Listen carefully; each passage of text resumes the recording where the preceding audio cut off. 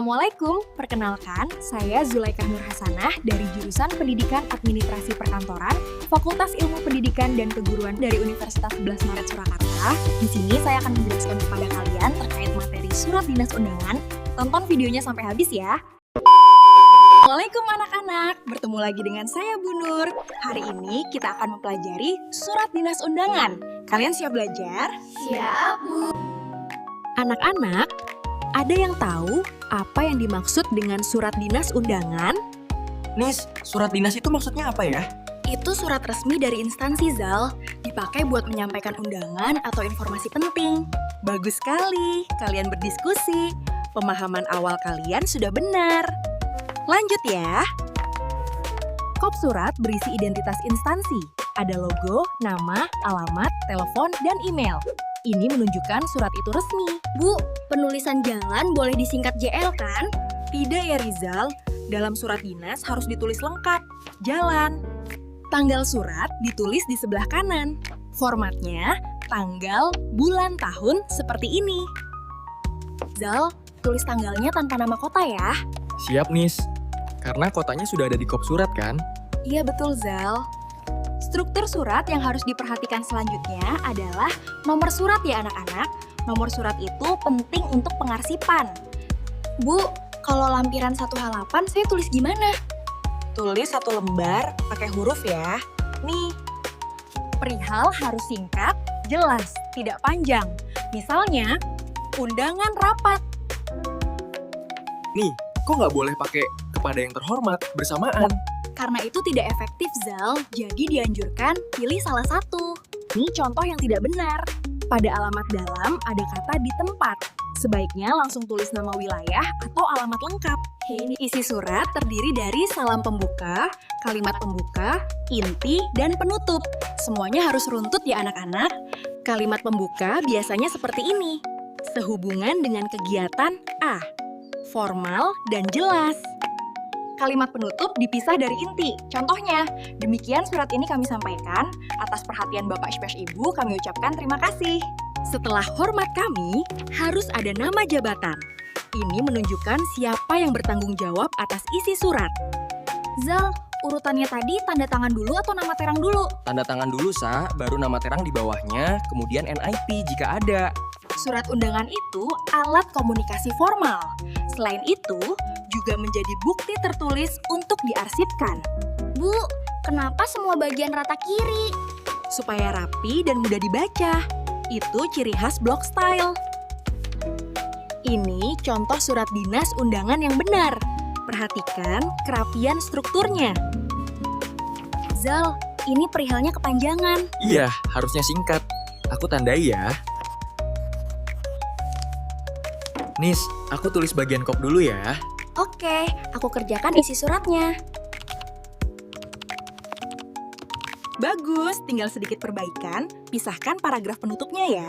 Siap, Bu. Terima kasih bimbingannya. Baiklah, kami perbaiki sekarang, Bu. Oke anak-anak, dari pembahasan tadi kita bisa lihat kan betapa bingungnya kalau kita mau buat acara resmi tapi surat-suratannya berantakan. Nah sekarang Ibu akan jelaskan apa itu surat dinas yang benar supaya acara kalian gak cuma wacana tapi terlaksana secara profesional. Pertama, kita harus paham dulu, surat dinas itu adalah surat yang dikeluarkan oleh instansi atau lembaga untuk memberikan informasi, perintah, atau undangan yang sifatnya resmi. Jadi, ini adalah alat komunikasi tertulis untuk urusan pekerjaan kantor. Ingat ya, format penulisannya biasanya menggunakan block style atau format lurus. Sekarang kita bedah strukturnya satu persatu. Paling atas ada kop surat, fungsinya biar surat kita terlihat resmi dan gak dikira main-main. Di sini ada logo, nama instansi, alamat, sampai email. Nah, poin pentingnya, kalau nulis alamat di kop surat, kata jalan itu harus ditulis lengkap, jangan disingkat jadi JL ya. Lanjut ke tanggal. Karena nama kota atau tempat sudah ada di kop surat, jadi pas nulis tanggal, kalian tidak perlu menulis nama tempatnya lagi. Cukup tanggal, bulan, dan tahun saja. Posisinya ada di sebelah kanan. Terus ada nomor, lampiran, dan perihal. Nomor surat itu penting banget buat pengarsipan. Untuk lampiran, ada aturannya nih. Kalau lampirannya kurang dari 10 lembar, tulis pakai huruf. Contoh, 2 lembar. Tapi kalau lebih dari 10, baru boleh pakai angka. Dan jangan lupa tulis satuannya, misal lembar atau bendel.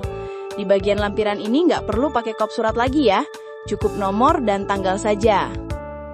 Masuk ke alamat tujuan. Hayo, siapa yang masih suka nulis kepada YTH? Itu salah ya. Pilih salah satu saja, mau pakai kepada atau YTH. Kalau dipakai barengan, itu pemborosan kata. Satu lagi, hindari kata di tempat. Lebih baik langsung tulis alamatnya atau nama wilayahnya. Sekarang ke isi surat. Bahasanya harus baku sesuai KBBI, sopan dan jelas. Di bagian penutup sering ada kesalahan umum nih.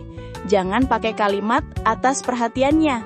Katanya di situ merujuk ke siapa? Tuhan. Ganti dengan sapaan yang jelas. Misal, atas perhatian Bapak atau Ibu, kami ucapkan terima kasih. Terus nggak perlu lebay pakai kata banyak terima kasih. Cukup terima kasih saja, biar efektif. Terakhir, bagian tanda tangan. Di sini kalian wajib tulis nama jabatan di atas tanda tangan. Misalnya, direktur atau ketua panitia.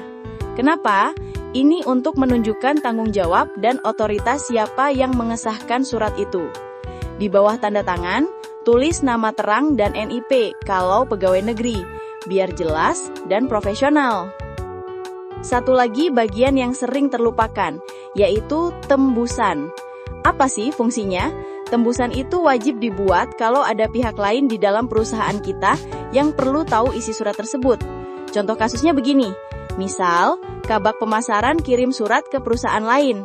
Nah, direktur utama di perusahaan sendiri juga harus tahu dong, maka direktur ditulis di bagian tembusan. Jadi, intinya, tembusan itu bentuk laporan dan transparansi ke pihak internal, biar bos kita tahu apa yang kita kerjakan. Kemudian, anak-anak, perhatikan juga penggunaan huruf kapitalnya ya. Ini sering banget salah. Kalau kalian nulis kata ganti saya atau kami di tengah kalimat, itu tidak boleh pakai huruf kapital, kecil saja. Tapi, kalau kalian menyapa orang lain seperti bapak, ibu, atau saudara, itu wajib huruf kapital depannya, meskipun letaknya di tengah kalimat. Ingat ya, bahasa di surat dinas itu harus baku sesuai KBBI, nggak boleh pakai bahasa gaul atau singkatan yang nggak resmi. Kenapa sih surat undangan itu harus lengkap? Bayangkan kalau kalian diundang, tapi jam dan lokasinya nggak jelas. Bingung kan? Nah, fungsi surat undangan itu sebagai panduan acara. Di dalamnya wajib ada hari, tanggal, jam, dan lokasi yang spesifik. Tanpa panduan tertulis ini, surat kalian nggak akan berfungsi efektif, karena tamu undangan bisa saja datang terlambat atau malah salah tempat. Di zaman serba digital ini, kenapa sih kita masih harus repot-repot bikin surat dinas? Kenapa nggak di WA atau DM saja? Jawabannya, karena surat dinas punya 4 fungsi utama yang tidak bisa digantikan oleh chat biasa. Yuk, kita bedah satu persatu. Pertama, surat dinas berfungsi sebagai alat komunikasi formal. Ingat, kita bicara soal urusan pekerjaan kantor atau kedinasan, bukan ngobrol sama teman nongkrong. Sifat formal ini ditunjukkan lewat aturan yang mengikat. Ada kop surat, ada nomor surat, dan bahasanya baku. Kalau lewat chat, kesannya santai dan kurang menghargai instansi lain. Jadi, surat ini menunjukkan kalau urusan kita itu serius. Kedua, dan ini yang sering dilupakan, surat itu adalah duta atau wakil instansi. Maksudnya gimana? Begini, saat kalian kirim surat ke perusahaan lain, surat itu jadi wajah perusahaan kalian. Kalau suratnya rapi, formatnya benar, dan bahasanya bagus, orang akan menilai instansi kalian itu profesional dan kredibel. Tapi sebaliknya, kalau suratnya acak-acakan, banyak typo, atau kertasnya kucel, citra perusahaan kalian juga ikut jelek.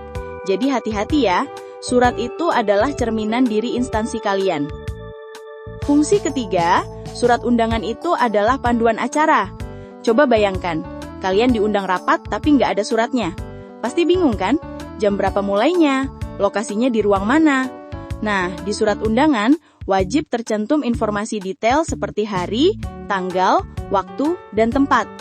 Tanpa panduan tertulis ini, surat kalian nggak akan berfungsi efektif, karena tamu undangan bisa saja datang terlambat atau malah salah tempat.